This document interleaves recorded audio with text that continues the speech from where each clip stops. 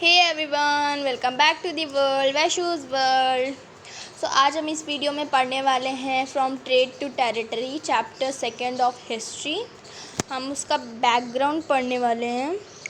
What learn background पढ़ने वाले हैं। So jump from class 7 to 8 still Mughal were representing the India. मतलब जब हम 7th क्लास में थे तब भी हमने मुगल्स के बारे में ही पढ़ा था। मतलब पूरी उसकी जो हिस्ट्री थी वो सारी मुगल्स के बारे में भी थी। लेकिन आप 8th में क्या पढ़ेंगे कि मतलब हम मॉडर्न हिस्ट्री पढ़ रहे हैं, तो मतलब हम ब्रिटिशर्स के बारे में पढ़ेंगे। What we have to learn, Britishers के बारे में हम पढ़ेंगे कि ब्रिटिश कैसे आए इंडिया, कैसे उन्होंने राज किया इतने सालों तक। लेकिन उस वक्त जब हम क्लास 8th में मतलब स्टार्ट करते हैं, जब क्लास 8 की हिस्ट्री, तब भी मुगल्स ही इंडिया को रिप्रेजेंट करते हैं। मतलब मुगल्स ही इंडिया पर अपना राज करते हैं, मुगल्स ही रिप्रेजेंट करते हैं इंडिया को। Aurangzeb was the last powerful Mughal ruler. Aurangzeb was the last powerful Mughal ruler. Aurangzeb एकदम लास्ट पावरफुल मुगल रूलर था। मतलब इसके बाद भी थे लेकिन उतने पावरफुल नहीं थे, क्योंकि औरंगजेब के टाइम में इतना इन्होंने कवर कर लिया था। फॉर एग्ज़ाम्पल थोड़ा ये इंडिया का मैप नहीं हो सकता, ऐसा इंडिया का मैप होता है। तो मतलब ये मान लीजिए ये मैप है इंडिया का। सॉरी, ये मैप नहीं है, ये कुछ और ही है।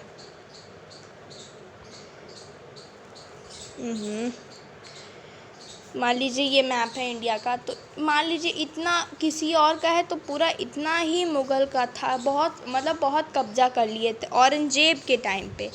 फिर उसके बाद क्या हुआ, आफ्टर हिज डेथ, उसके डेथ के बाद 1707 मेनी मुगल्स गवर्नर सूबेदार बिकम अरेस्टिंग देयर इंडिपेंडेंस।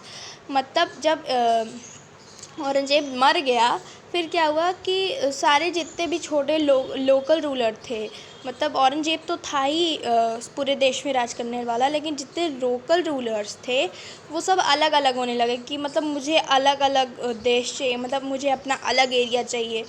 तो मान लीजिए मुगल औरंगजेब के टाइम पे इतना था, तो करते करते इतना सब बट गया, तो सब बंटवारे में छोटा हो गया। इस्टेब्लिश रीजनल, तो मतलब इस्टेब्लिश किया अपना खुद का, क्या कहते हैं वो, इस्टेब्लिश किए रीजन अपना इस्टेब्लिश किए थे। और फिर औरंगजेब के मरने के बाद power of Delhi was decline. Delhi का जो पावर था वो सब ख़त्म हो गया, वैक्यूम ऑफ पावर। अब वैक्यूम ऑफ पावर क्या होता है कि जब कोई राजा, मान लीजिए बहुत पावरफुल राजा था वो, तो वो मर गया, ही इज़ डाइंग।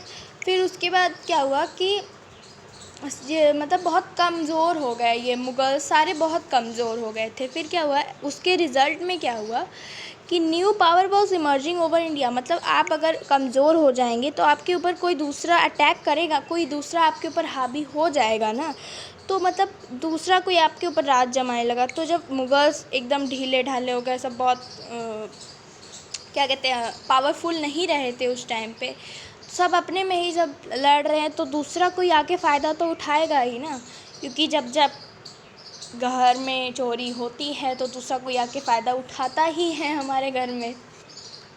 तो वो हमारे घर में कौन आया था, मतलब हमारे देश में कौन आया था, ब्रिटिशर्स आए थे। इट्स कॉल्ड ब्रिटिशर्स आ गए थे।